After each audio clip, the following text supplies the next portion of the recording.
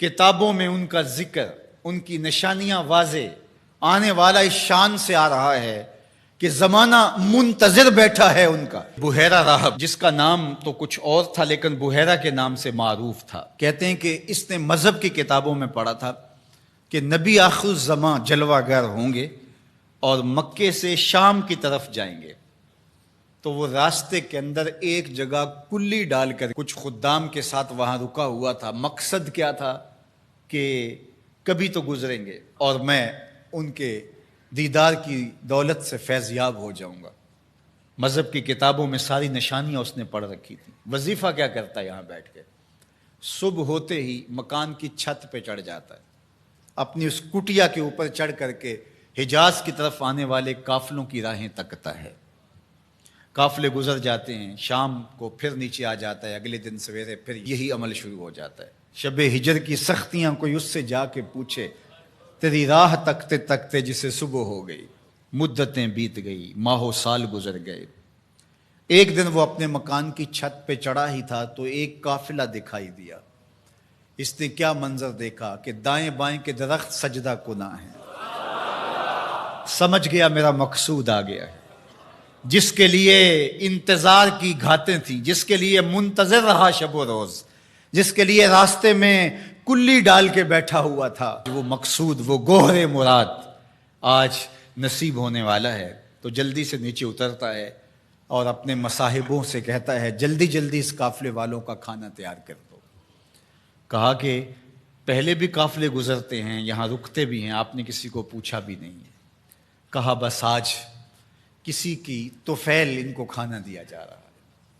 یہ قافلہ جب قریب پہنچا اور انہوں نے پڑاؤ کیا، اس کی کٹیا کے قریب بہت بڑا ایک درخت تھا، وہاں رک گئے۔ تو اس نے میسج بھیجا کہ آج دوپہر کا کھانا تمہارا میرے ساتھ ہوگا، آج تم میرے مہمان ہو۔ یہ بہت خوش ہوئے کہ ہم پہلے بھی گزرتے تھے، یہاں رکتے بھی تھے، اس نے کبھی پوچھا بھی نہیں تھا، آج خاص پذیرائی ہے۔ کھانے کا وقت ہوا تو وہ آیا، اور جس طرح وہ لوگوں کے مجمع میں کسی کو ڈھونڈ رہا ہو، حضور علیہ السلام اونٹوں کے پاس تھے، 12 سال حضور علیہ السلام کی عمر تھی، تو آقا کریم وہاں تشریف فرما تھے اور یہ سارے یہاں کھانا کھانے درخت کے نیچے بیٹھے تھے۔ میرے والد گرامی، اللہ ان کی قبر پہ کروڑوں رحمتوں کا نزول فرمائے۔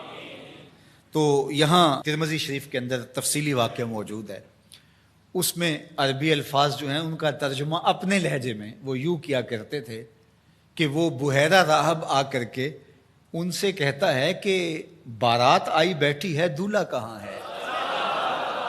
بارات آئی بیٹھی ہے، دولہا کہاں ہے؟ پھر حضور علیہ السلام جب تشریف فرما ہوئے تو اب وہ راہب آیا، فَأَخَذَ بِيَدِ رسول اللہ صلی اللہ علیہ وسلم، حضور کی عمر کتنی ہے؟ 12 سال، اور حضور کا اس نے ہاتھ پکڑ لیا، صحیح ترمذی میں روایت ہے۔ قال، اور اس نے کہا ھذا سید العالمین، قافلے والو سن لو، یہ تمام جہانوں کا سردار ہے۔ ھذا رسول رب العالمین، یہ تمام جہانوں کا رسول ہے۔ یبعثہ اللہ رحمت للعالمین، اور سن لو اللہ اس کو تمام جہانوں کے لیے رحمت بنا کے مبعوث فرمانے والا۔ اللہ اکبر۔ تو دھوم مچی ہوئی تھی، حضور کے آنے سے قبل پیغمبر راہیں بتا رہے تھے، نشانیاں بتا رہی تھیں۔ حضرت موسیٰ علیہ السلام پر جب الواح تورات کا نزول ہوا تو انہوں نے جب تورات پڑھی تو اللہ کی بارگاہ میں عرض گزار ہوئے، اللہم انی اجد فی الالواح امتا ہم المستجیبون المستجاب لہم فاجعلہم امتی، قال تلک امت احمد۔ کہا مالک میں نے الواح تورات میں ایک امت کا تذکرہ پڑھا ہے جن کی دعائیں تو قبول فرمائے گا، جن کی دعائیں رد نہیں ہوں گی، وہ امت میری امت کر دے۔ کالا تلک امت احمد صلی اللہ علیہ وسلم، فرمایا کہ یہ تو میرے پیارے احمد کی امت ہے۔ آپ کا ذکر تورات میں ہے، مثلہم فی التوراۃ و مثلہم فی الانجیل۔ اللہ قرآن مجید میں ارشاد فرماتا ہے کہ حضور کے ساتھیوں کا ذکر، ان کی مثالیں اللہ نے تورات میں بھی بیان کی ہیں اور انجیل میں بھی بیان کی ہیں۔ اللہ اکبر۔ اب تورات کی کہانی سنیے، 9 سوال تھے مسلسل، اللہ اس میں یہ شان ہے، اس امت کو یہ مرتبہ دیا گیا، یہ شان دی گئی، وہ امت میری امت کر دے۔ جواب کیا آتا رہا؟ تلک امت احمد، یہ تو میرے نبی محمد صلی اللہ علیہ وسلم کی امت ہے۔ تو جب 9 مرتبہ یہ سوال کر چکے تو پھر حضرت موسیٰ نے کیا عرض کی؟ اللہم اجعلنی من امت احمد، اللہ وہ امت میری امت نہیں بناتا، مجھے اس کی امت سے کر دے۔ چوں بشانش نگاہ موسیٰ کرد، شدن از امتش تمنا کرد۔ جب حضرت موسیٰ نے ان کی شانیں دیکھیں تو خود آرزو کی مالک مجھے اس نبی کی امت سے کر دے۔ پیغمبروں نے آرزویں کی، 12 نبیوں کی آرزویں مختلف کتب میں موجود ہیں، جنہوں نے یہ تمنا، یہ آرزو کی۔ یار ہم نے کوئی آرزو تو نہیں کی تھی، ہم نے کوئی منتیں تو نہیں مانی تھی، ہم نے کوئی وظیفے تو نہیں پڑھے تھے، ہم کوئی دعائیں تو نہیں کرتے رہے کہ یا اللہ اس نبی کی امت سے کر دے۔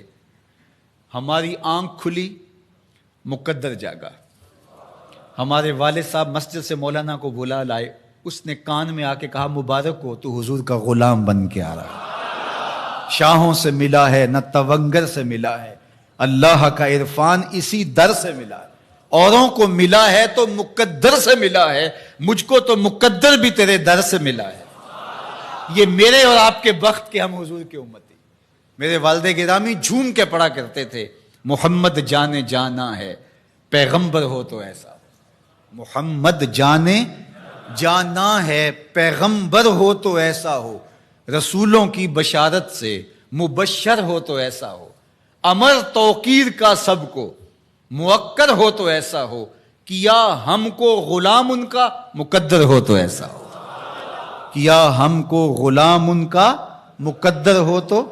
میری خوش قسمتی میں تیرا امتی، بری نازم کے ہستم امتے تو گناہ گارم و لیکن خوش نصیبم۔ میں اس بات پہ ناز کرتا ہوں کہ حضور میں آپ کا امتی ہوں، گناہ گار ہوں لیکن خوش نصیب ہوں۔ تو ساری